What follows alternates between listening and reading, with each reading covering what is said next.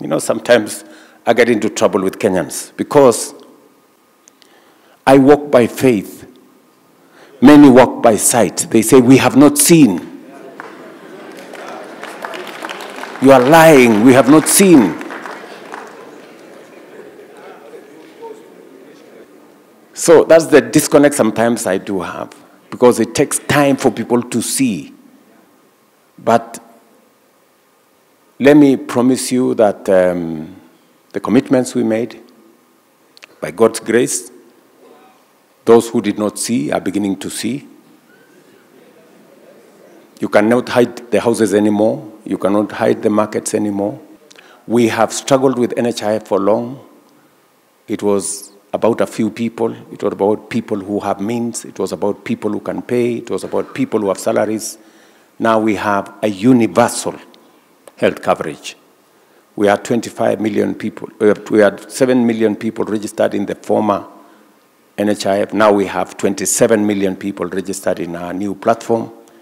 And I want to tell you that slowly and surely, the missions, the people who run hospitals are coming around. They were complaining SHA is not working. They graduated and said, yes, it's working, but.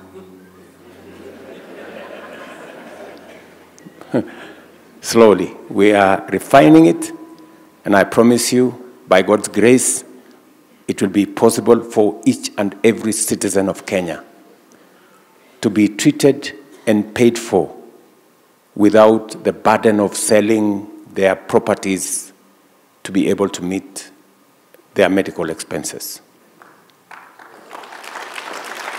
We have wasted a lot of time making peace with mediocrity, working with the average, when God wants us to be excellent. So, and let me tell you, in our lifetime, it is possible to move this country from the third world of today to first world. I say this, and some people think I am mad. I am not mad.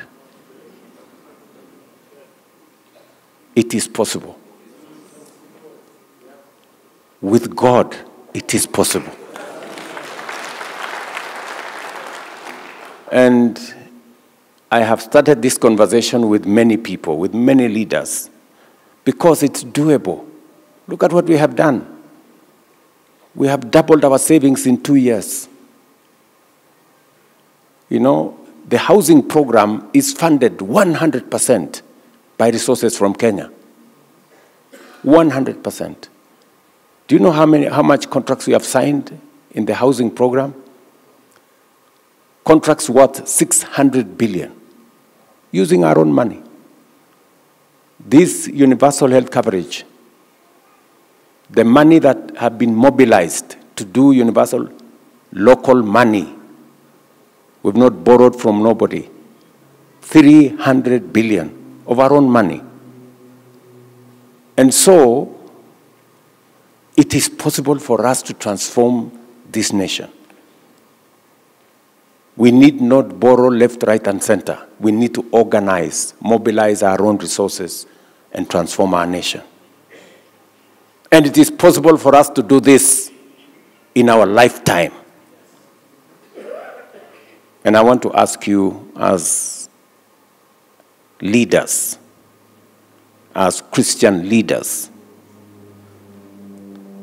to work with us so that we can get this country to the next level. I am very confident about the future of this nation. You know, we have people who don't believe in our nation. They don't believe in our ability. They speak ill about our nation. They speak negative things about our nation. I want to tell you, we have a blessed nation. We have a great nation. And God is going to help us to make it greater. Our vision is as clear as it's presented. A movement of disciple-making churches impacting society. That's what we aspire to achieve. And then we have a firm mission Mission statement, EAK exists to unite and equip evangelical clergy to succeed in their discipleship mandate. That's what we want to do, because that's what Jesus had asked his disciples to focus on. And so we are guided by our core values, which is compassion, integrity, justice, and truth. We have a world that is in need of Christ. Over 1,000 unreached people groups in Africa.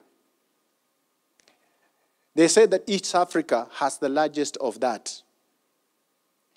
We've been taught, we've been equipped, and today we are going to be going out to do what God has called us to do. And our desire is, in the next 10 years, to double the number of evangelical movement here in Kenya. I will repeat that. To double the number of churches that are in your congregations. That would mean training more workers. That would mean raising funds from our own people to see what we can do to send those people to plant churches, to be missionaries.